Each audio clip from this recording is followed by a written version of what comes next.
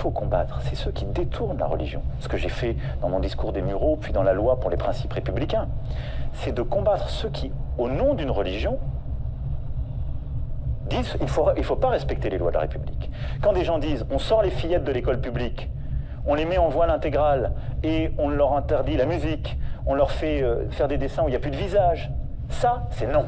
Il faut les combattre jusqu'au bout.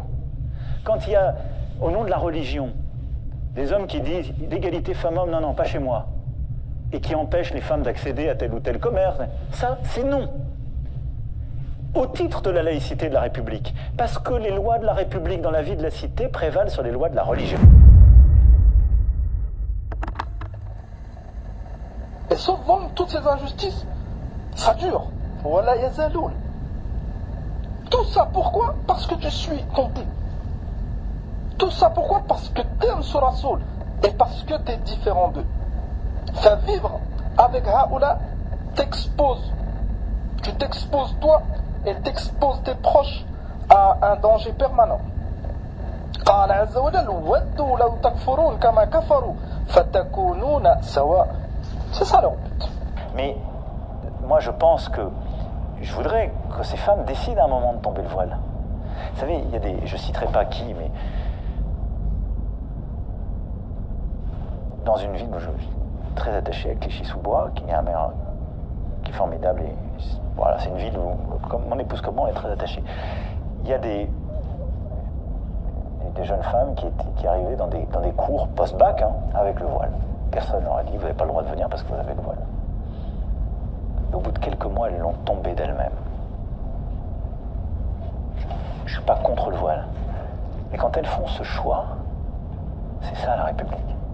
Peut-être qu'elles le remettent si elles le choisissent. Mais ça veut dire qu'il y a quelque chose qui s'est passé d'une ouverture de conscience. Et au fond, quand vous ouvrez que la République est bienveillante, qu'elle permet de mettre autour de la table ces jeunes femmes, ces femmes qui étaient là, elles ont été à ces cours, elles ont vu d'autres femmes, d'autres garçons. Et à un moment, elles ont fait le choix. Elles se sont dit, ma liberté, c'est de le tomber. Peut-être qu'elles choisissent. Ça, c'est la liberté, c'est la République. يثقفوكم يكونوا لكم أعداء ويبسطوا إليكم أيديهم وألسنتهم بالسوء وودوا لو تكفرون. S'ils vous dominent, ils seront des ennemis pour vous et étendront en mal leurs mains et leurs langues vers vous. Et ils aimeraient que vous deveniez mécréants.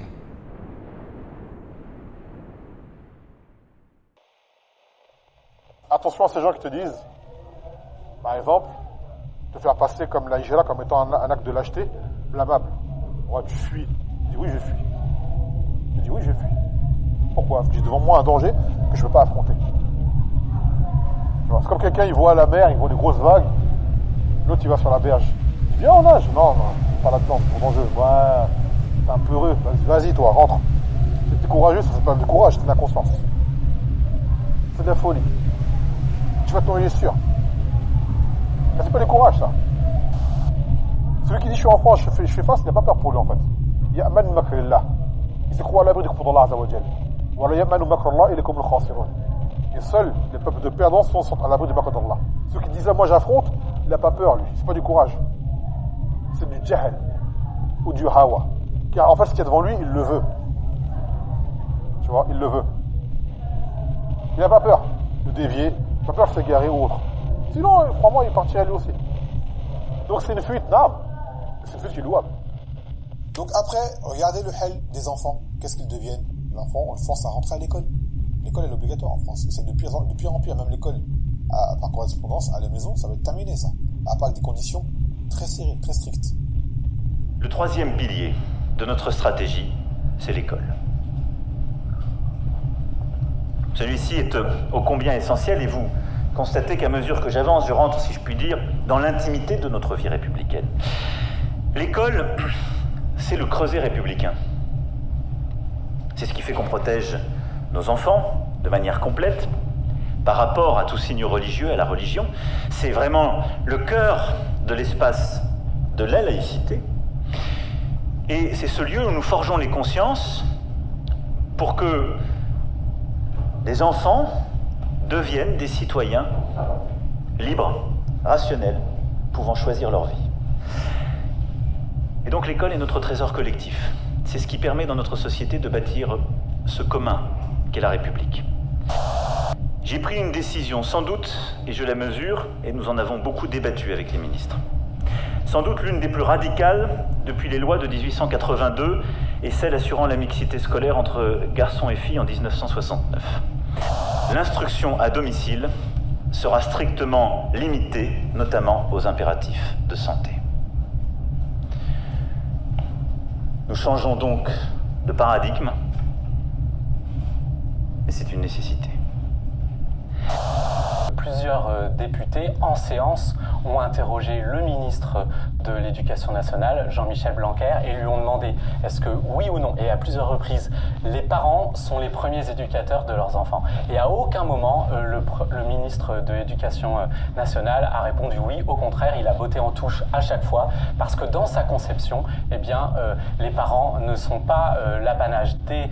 Les enfants ne sont pas l'apanage des parents, et ça n'est pas aux parents de décider. Tant et si bien que même la rapporteuse du projet de loi a dit que faire l'école à la maison, en soi, eh bien, c'était du séparatisme. Pourquoi c'est du séparatisme? Parce que selon eux, c'est en dehors de la République. Et finalement, dans leur conception, si vous voulez, eh bien, Jean-Michel Blanquer l'a dit, l'école c'est bon pour les enfants. Il l'a répété comme un mantra pendant toute la mobilisation. Sous-entendu, il n'y a pas d'autre alternative. Et même le président de la République aussi a dit la place d'un enfant est à l'école. Et donc, finalement, l'école à la maison, si vous voulez, et c'est un peu comme pour le hors-contrat ou l'école libre peut-être, eh bien, n'a pas lieu d'exister. Un enfant doit être dans l'école de la République, point à la ligne. Ça fait donc depuis 140 ans en France que nous faisons l'école à la maison. Eh bien, cette année, a priori, ça va être la dernière année sous régime déclaratif. On était déjà dans les pays les plus restrictifs. Avec ce nouveau régime qui sera en vigueur l'année prochaine, en septembre 2022, ce régime d'autorisation qui est une interdiction déguisée, comme l'ont dit de nombreux sénateurs, eh bien, on va rejoindre les pays qui interdisent finalement l'école à la maison. وتراهم يعرضون عليها خاشعين من الذل ينظرون من طرف خفي وقال الذين آمنوا إن الخاسرين الذين خسروا أنفسهم وأهليهم يوم القيامة ألا إن الظالمين في عذاب مقيم. Et tu les verras exposés devant l'enfer, confondus dans l'avilissement, et regardant d'un œil furtif, tandis que ceux qui ont cru diront « Les perdants sont certes ceux qui, au jour de la résurrection, font leur propre perte et celle de leur famille. Les injustes subiront certes un châtiment permanent. » وقال النبي صلى الله عليه وسلم كلكم راع وكلكم مسؤول عن رعيته. Vous êtes tous des bergers, vous êtes tous responsables de votre troupeau. وقال النبي صلى الله عليه وسلم ما من عبد استرعاه الله على رعية فلم يحطها بنصيحة إلا لم يجد رائحة الجنة. Qu'il n'y ait pas de serviteur à qui Allah a confié, c'est-à-dire les familles, les enfants, et qu'il ne leur prodigue pas le conseil, c'est-à-dire le vrai conseil pour Allah, pour son messager, d'accord, pour son livre, sans qu'il ne soit privé de l'odeur du Jannah. Donc que dire de prendre ton enfant et de le mettre dans l'école des mécréants pour qu'il y apprenne? Ça, c'est la première cause pour le perdre. Première cause pour le perdre, le faire asseoir devant des enseignants mécréants qui vont lui enseigner le système kafir. Et tu agresses cela, toi-même t'envoies ton enfant là-dedans. Et le pire, des frères me rapportent que certains frères aujourd'hui sont contents de trouver des écoles. Telle école, elle est bien, j'ai vu, je me suis renseigné, elle n'est pas bien l'école. Elle n'est pas bien l'école. Faut ouvrir les yeux, faut se réveiller. Cette école, quand tu prends ton enfant, tu le mets dans cette école-là, c'est une chose qui t'est interdite. C'est une chose qui t'est interdite. Sache-le de base. Donc il n'y a pas à être content d'avoir trouvé une école. Il n'y a pas d'école qui soit valable pour nos enfants dans ce genre de pays. Et même les écoles qui n'est pas de musulmans, elles sont limitées. L'enfant ne va pas en sortir sur une bonne aqidah, une bonne croyance. Il pourra y aller peut-être avec son qamis, la fille pourra y aller avec son hijab, mais ce qu'il va apprendre qui est Allah, le droit d'Allah, comment adorer Allah, c'est son messager sallallahu alayhi wa sallam, et comment s'y prendre sur la voie des salafs? Sûrement pas. Ensuite, parce que l'école doit d'abord inculquer les valeurs de la République, et non celles d'une religion, former des citoyens, non des fidèles, les écoles hors contrat, qui sont davantage contrôlées grâce à la grande avancée que constitue la loi dite Gatel, feront l'objet d'un encadrement encore renforcé. La République s'est construite autour de l'école, qui forme plus que des individus, qui élève des citoyens, qui façonne des esprits libres.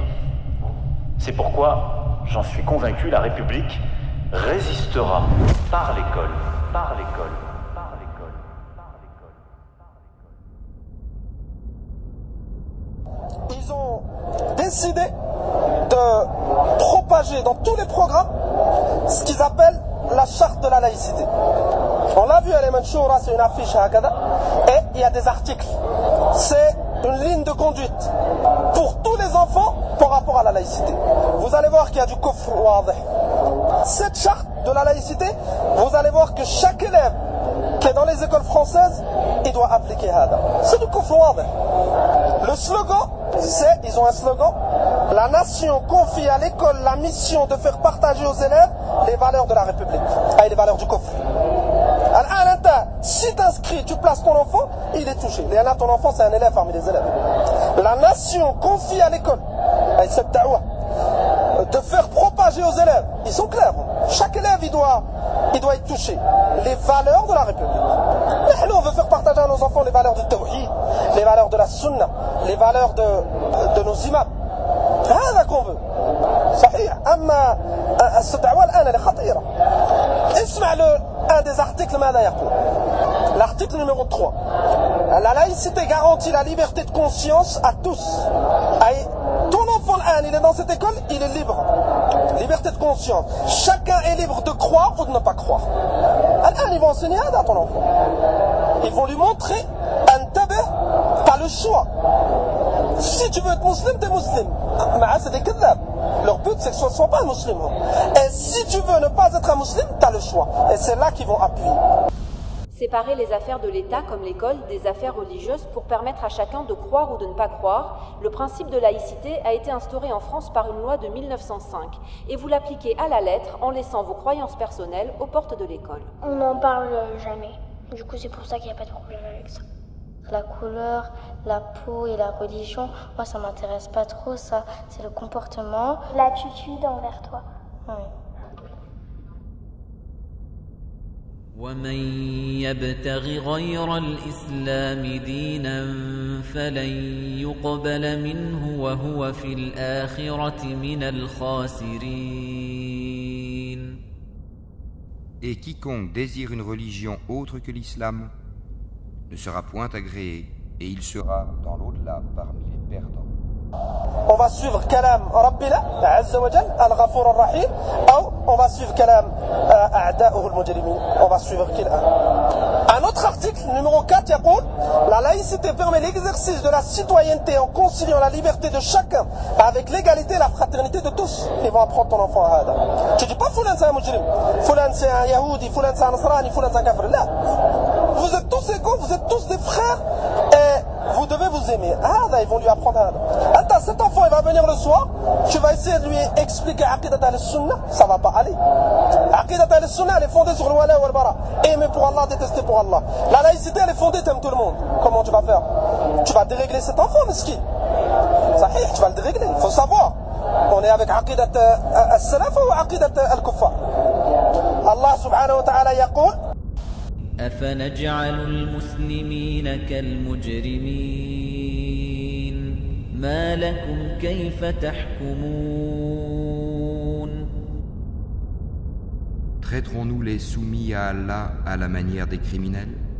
Qu'avez-vous? Comment jugez-vous? C'est kalam Allah. Est-ce que al-muslim ou al-mujrim ils sont égaux? ما لكم كيف تحكمون.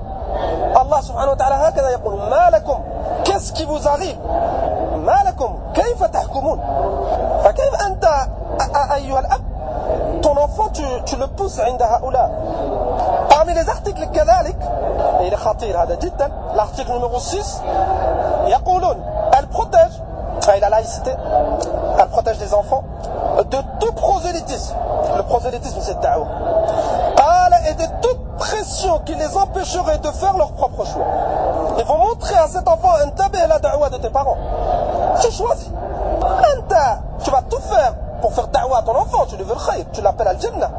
Ils disent là, tu dois faire attention des pressions. Ils appellent ça des pressions. La laïcité et la liberté qui va avec n'existent pas partout dans le monde, mais chez nous, c'est un principe tellement important qu'il est inscrit dans la Déclaration des droits de l'homme et du citoyen et dans notre Constitution, c'est-à-dire le texte fondateur de notre République. Les adultes, ils ne doivent pas obliger les enfants à pratiquer la religion qu'ils font eux. On n'est pas obligé d'avoir la même religion que nos parents, parce qu'on on est libre en fait. Ils savent très bien que c'est les musulmans. Tous ces articles, wallah, que c'est les musulmans qui sont visés. Nasara, les Yahoud, ils ont plus de dit. Ceux-là qui vont appeler, c'est les musulmans. Les Al-Kufar, ils savent que certains parents, ils ont encore un minimum.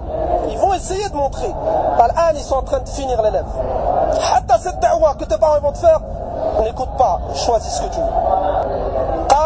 L'article numéro 10, il appartient à tous les personnels de transmettre aux élèves le sens et la valeur de la laïcité. Ils se motivent entre eux. Tous les personnels. La femme de ménage qui est dans cette école, elle va appeler à elle.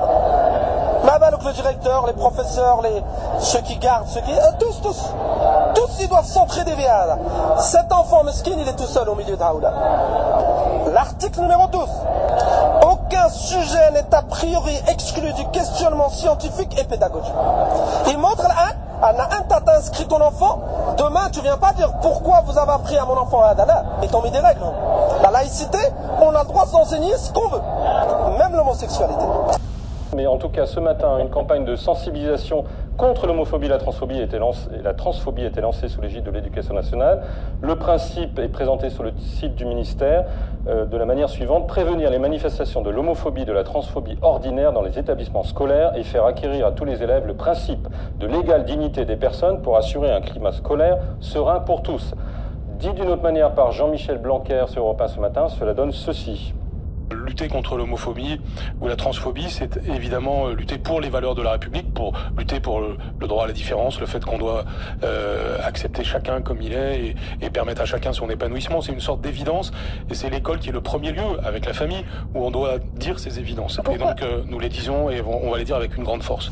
Un autre article, nul ne peut se prévaloir de son appartenance religieuse pour refuser de se conformer aux règles applicables dans l'école de la République. Chef à la Moussi. Pas le droit. Maintenant, une fille, tu mets ta fille à l'école, elle a 7 ans, 8 ans, 10 ans, 11 ans, 12 ans, il faut qu'elle mette le hijab. Quand elle arrive à partir de 10 ans, à partir de 7 ans, 8 ans, il faut qu'elle mette le hijab. Cette fille, elle n'a pas le droit de porter son hijab en prétendant être musulmane. Nul ne peut se prévaloir de son appartenance religieuse pour refuser de se conformer à l'école de la République. Là, à l'école, ils ont interdit le hijab. Tu n'as pas le droit de dire là. Les mad, tu les inscris avec tout ça. Ils veulent pas de toi, ils te disent pars. On veut pas de toi, ils viennent. Tu vois les barrières et les obstacles qu'ils mettent. Inna al-qalb dha'if. Ibn Tawus, il sait que le cœur de la personne, il est faible. Enfin, préserve. Mais en emmenant ton enfant chez les kuffars, wallah, tu l'as pas préservé. Abadan. Ben, on peut se poser la question, est-ce que tu l'aimes vraiment? Après tout ça, est-ce que tu l'aimes? Si tu l'aimes, ne te contredis pas. Si tu as une faiblesse, pose-toi des questions. Fais des efforts, cherche la solution. Alors, tu as un problème. Tu as éprouvé ton enfant, tu n'arrives pas à l'enlever, à le désinscrire. Cherche les solutions. Demande aux gens de la sunna, demande aux gens de science, fais dua. Tout d'abord, il faut ressentir le problème. Thomas, Inch'Allah, on trouve des solutions. T'as pas à te plaindre. Ils ont mis leurs règles, laisse-les avec leurs règles et trouve-toi un pays musulman, une école où ils en prennent l'aqida ou le tawhid et là tu fais dua contre Haoula. Toi tu vas lui dire la laïcité c'est le kufr, eux ils vont lui montrer que c'est bien. Tu sais pas, il va pencher où.